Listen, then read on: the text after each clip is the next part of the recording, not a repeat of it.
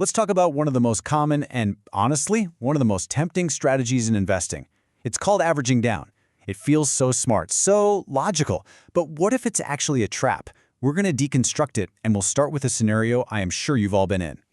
So, picture this. You've got a stock you really believe in. You've done the research, you love the company, and then bam, it drops 20%. Your gut clenches a little bit, right? But then this other thought pops into your head. Wait a minute, this is on sale. This is a golden opportunity to buy more. I bet you know that feeling. And the plan that follows seems so foolproof, doesn't it? Step 1, the price drops. Step 2, you buy more shares. Step 3, your average cost, your cost basis is now way lower. And step 4, well, now you don't even need the stock to recover all the way back to where it was, just a little bounce and boom, you're making a profit. It really feels like a can't-lose situation. But what if I told you that this safe investment strategy has a secret identity, a much riskier twin that lives in the world of high-stakes gambling? Let's look at this whole idea from a completely different angle. I want you to meet the Martingale strategy. It's a classic at the casino. You've been on black, it comes up red. So what do? You double your bet on black. It comes up red again. You double it again. The whole idea is that you have to win eventually, and when you do, that single win will wipe out all your losses and give you a profit. Does that sound familiar? Let's put these two side by side, because the comparison is kind of shocking. In investing, you add capital to a losing position. In gambling, you double down on a losing bet.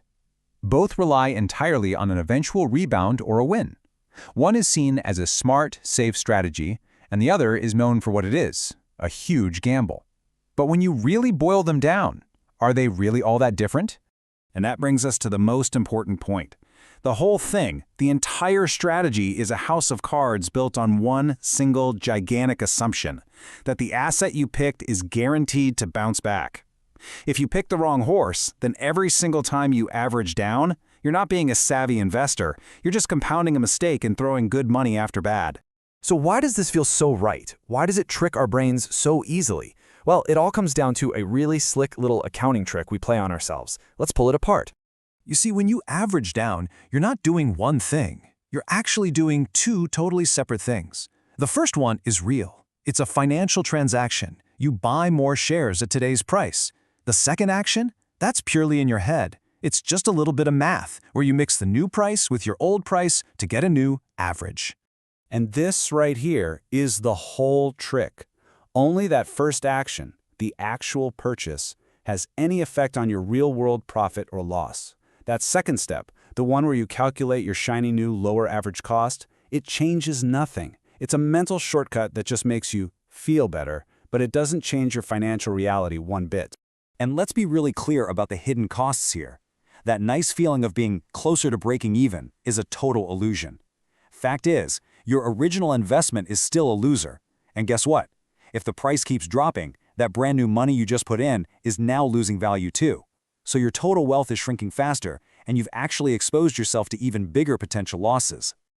Okay, so if averaging down is a mental trap, what's the right way to think about this? Well, it means we need a whole new framework. It's about shifting from looking backward at what you paid to looking forward at what makes sense today. So the first thing we have to do, just toss that whole idea of lowering the cost right out the window. It's a classic logical trap, a sunk cost fallacy. It anchors your current decisions to a past price that is completely, 100% irrelevant to what might happen next. Instead, you have to ask yourself this one simple, powerful question. Forget what you paid before. Forget your old cost basis. Looking at this asset right now at this price, with everything you know today, would you buy it? If you'd never owned it before, is this a good investment? If the answer is yes, great. If the answer is no, then buying more is just doubling down on a bad decision. And once you start thinking this way, it opens up a whole new philosophy about investing. See, to really succeed long-term, you can't just be doing what everyone else is doing. I mean, just think about it. Where do most people get their investment ideas? It's from the screaming headlines on the news, it's what their friends are buzzing about, or they're just chasing a stock that's already gone way up. That is the absolute classic recipe for buying high and selling low. Look, here's the fundamental truth about making real money in the market. You profit when you find a gap between an asset's price and its actual value. You are literally making a bet that the market is wrong about something. But if your own opinions are always the same as the market's, How can you ever find that edge? You can't.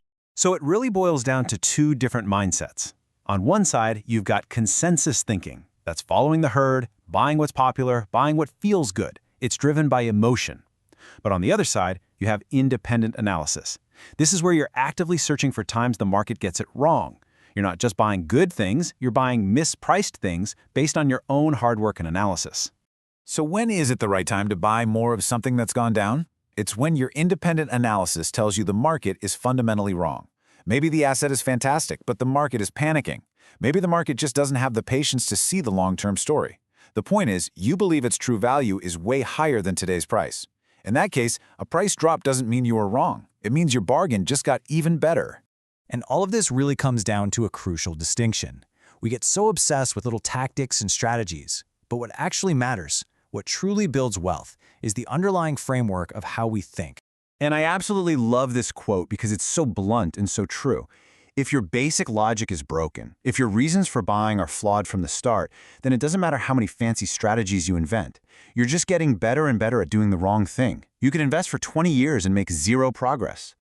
But here's the flip side, and this is so empowering.